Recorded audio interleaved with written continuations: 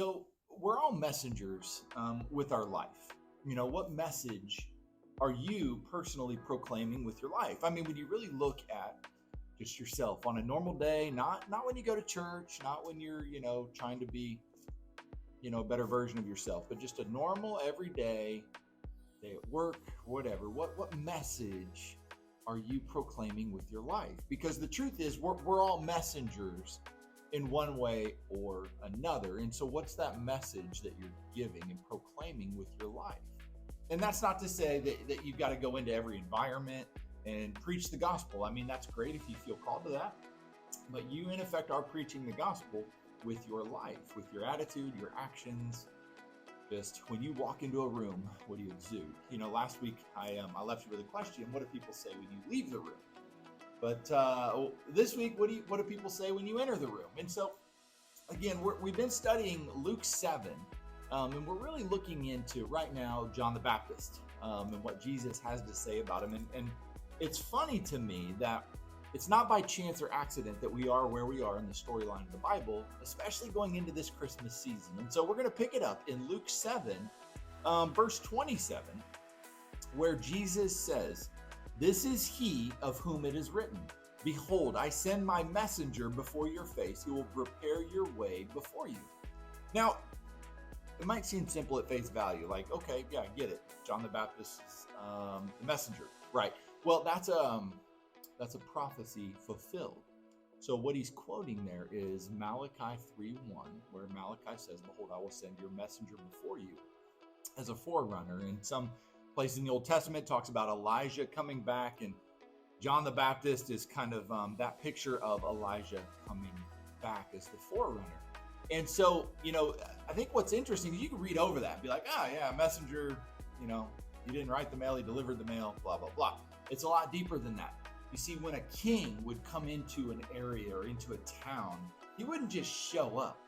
He would send these heralds, these forerunners, to announce the king is coming, to announce the arrival and the grandeur of this massive, kind of think parade, like Macy's Day Parade is coming.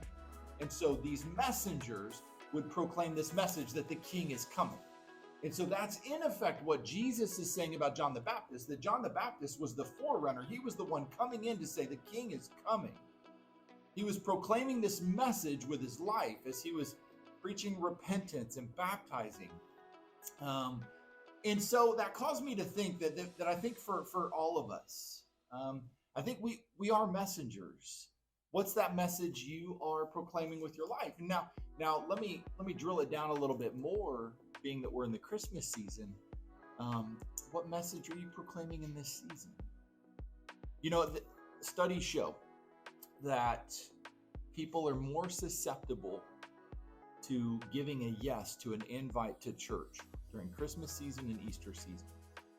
Only, I'm not here to tell you to invite people to church. I think it's great if you want to, awesome. What I'm here to tell you is to invite people to Jesus. Don't just share the message of your church this season. Share the message of Jesus in this season. They're not the same thing. Sure, church is great. I'm in a church right now. I'm not saying church is bad. And invite people to church. That's not a bad thing to do. But what I'm saying is focus more on Jesus, sharing the message of Jesus, why this season is so important and why it is something to celebrate. Because that's what's most important. Of course, invite people to church. Don't hear me in saying don't invite them to church. I'm saying invite them to Jesus. Proclaim the message of Jesus with your life. And I'll tell you what, right now is the best time to be able to do that, because most people are stressed out. Most people are broke. Most people are running on the ragged edge right now, which, let's just be honest, as Christians, that's not God's design. This should be a season of renewal and refreshment and celebration. And we have just totally hacked that all up into a time of being broke and stressed out. And so, anyway, I digress. In this season, if I could just encourage you, what message is your life proclaiming? And so if I could challenge you over the next couple of weeks, just keep that at the forefront. What message are you proclaiming today with your life? Sure, use your words when God opens the door. But what is your attitude? What are your actions? What message is that sending to those around you? Anyway, y'all, I hope you have a great day. We'll see you back next Wednesday.